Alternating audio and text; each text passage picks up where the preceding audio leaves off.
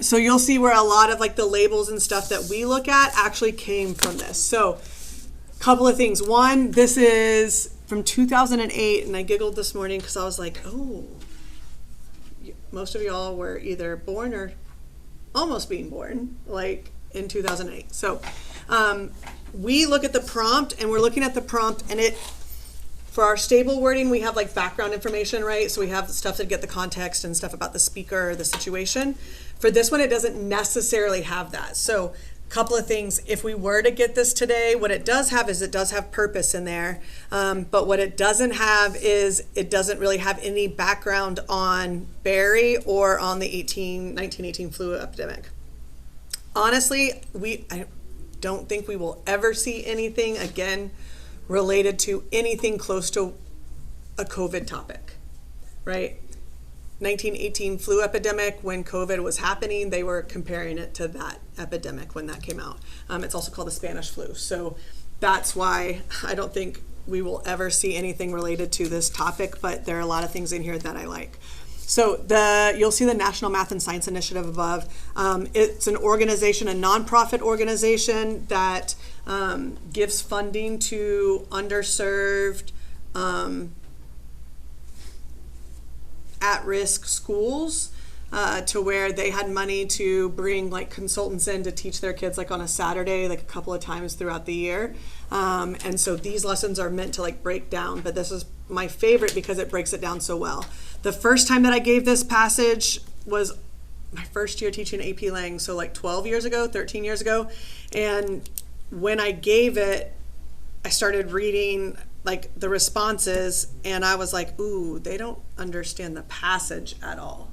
So we threw it out and we started all over.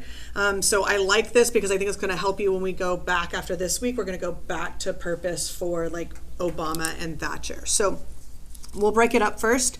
In the following passage from The Great Influenza, an account of the 1918 flu epidemic, author John M. Barry writes about scientists and their research. Read the passage carefully, then in a well-written essay, analyze how Barry uses rhetorical strategies to characterize scientific research.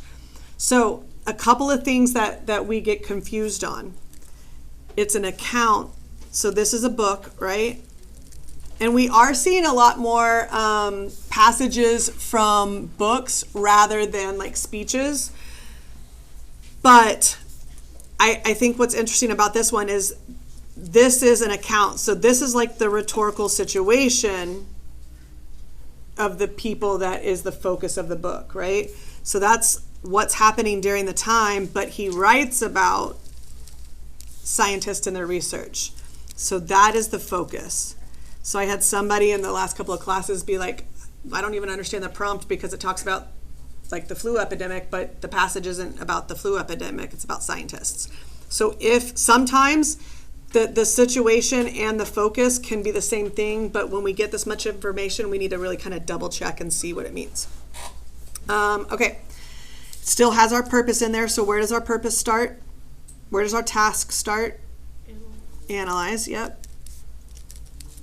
So we still have to characterize scientific research. So that would still be our purpose.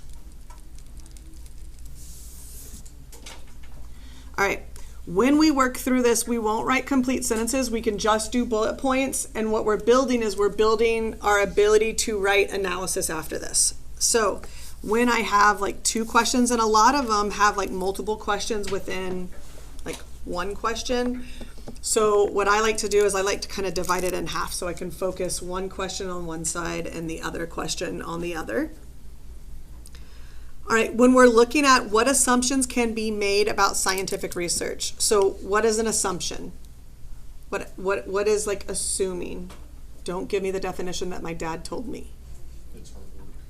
No, what does assume mean? Guessing. Yeah. In this instance, I don't know if it's necessarily guessing. It's something that we perceive to already understand, right? So if you're assuming something, then you have some understanding of the situation. So I would say it's like a perceived truth. All right. We're just looking at scientific research. Science nerds, this is where you're going to come in handy. Turn to your partner. You got like a minute to talk about what do we know about scientific research. What happens during it, all the things. So you got like a minute, go.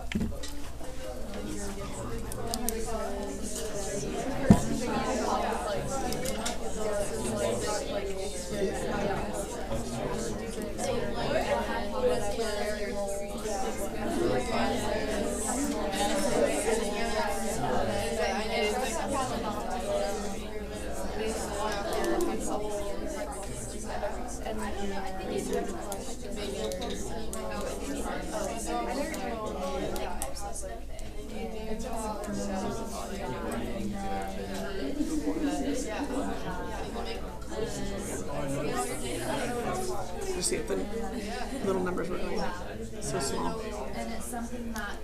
All right, let's start kind of brainstorming. So what are things that we assume about scientific research? Start with a question. Okay, so we start with a question. What else? They have to do research. They have to like have evidence to base it off of. Okay.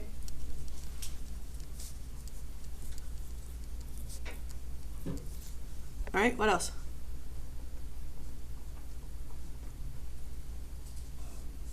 Experiment.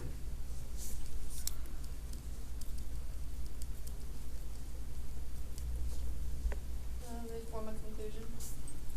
What do they have to have before the conclusion? What do we call that? Evidence from there. It's a what? Analysis. Hypothesis. Oh, yeah. Come on, science nerds.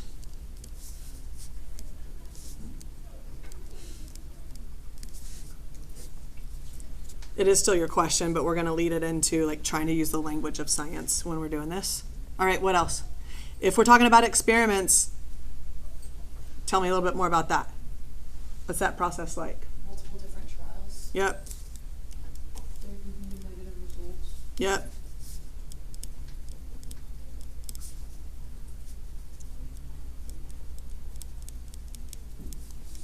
So there's like lots of failure, right?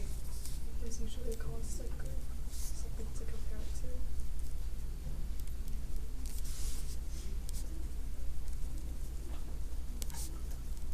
to. Okay. That's good.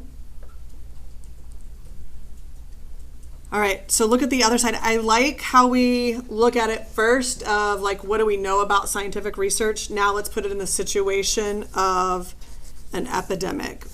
Sadly, we know the difference between an epidemic and a pandemic. What's the difference? One's worldwide. Which one? Epidemic. No, pandemic. Pandemic. So pan meaning it spans over multiple continents, like it jumps oceans, right? So an epidemic is in a like focused, specific area.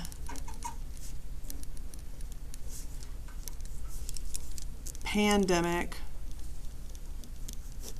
is like across countries and even oceans.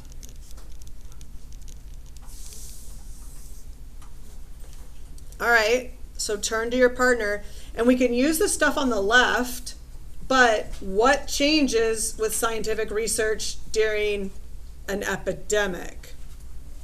Talk to your partner, you got like a minute, go.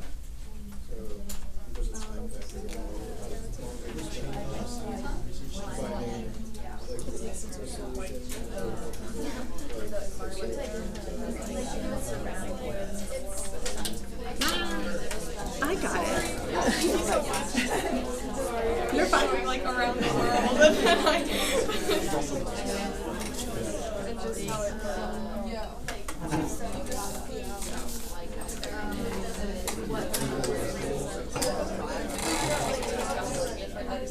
All right. What are some of the differences during an epidemic? Environment. What do you mean? Like in specific areas. So Okay, so like the environment of like research is smaller. or no, is specific. What else? Only the certain scientists in that region are usually the work on it.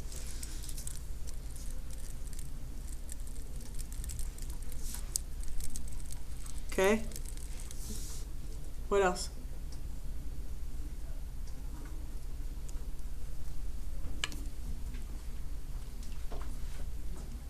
With there's like a time factor involved. Why?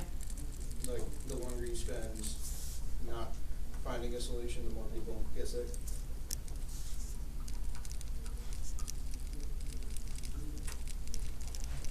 Okay, so more people are dying.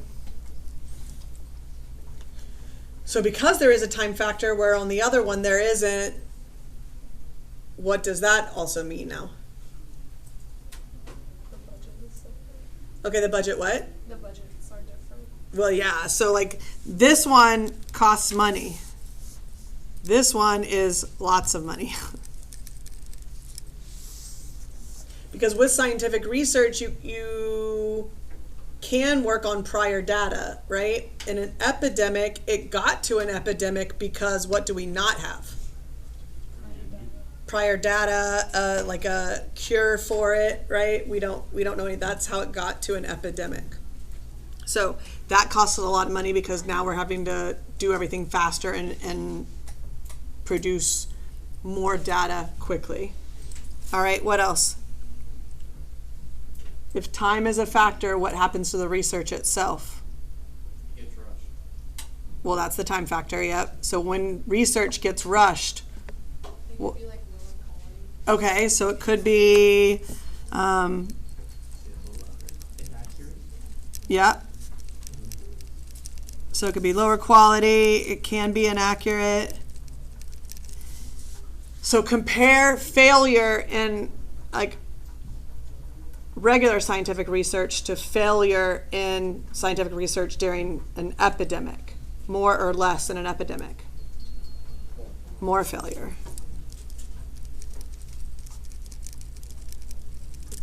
Okay. I like this because if we're talking about the rhetorical situation, this would be more of like the context that we're looking at. It would also be, if we're looking specifically at, because Barry's telling this through the lens of like a scientist, so this would kind of be part of like our speaker or writer would be more like looking at the scientists themselves here. So it could also go under speaker, right? All right, identify the task in the third sentence. Okay, so we've already identified that. Paraphrase it, so we're gonna actually write a question. So first, let's look at what does characterize mean? If you have to characterize something and you can't use the word to define the word. To describe something's characteristics, is that using the word? Yeah. So to describe what? Attributes. Okay, so to describe specific attributes, I like that. Okay, so now we're gonna write our question. So how does Barry describe specific attributes of, and from now on I'm just going to abbreviate scientific research as SR.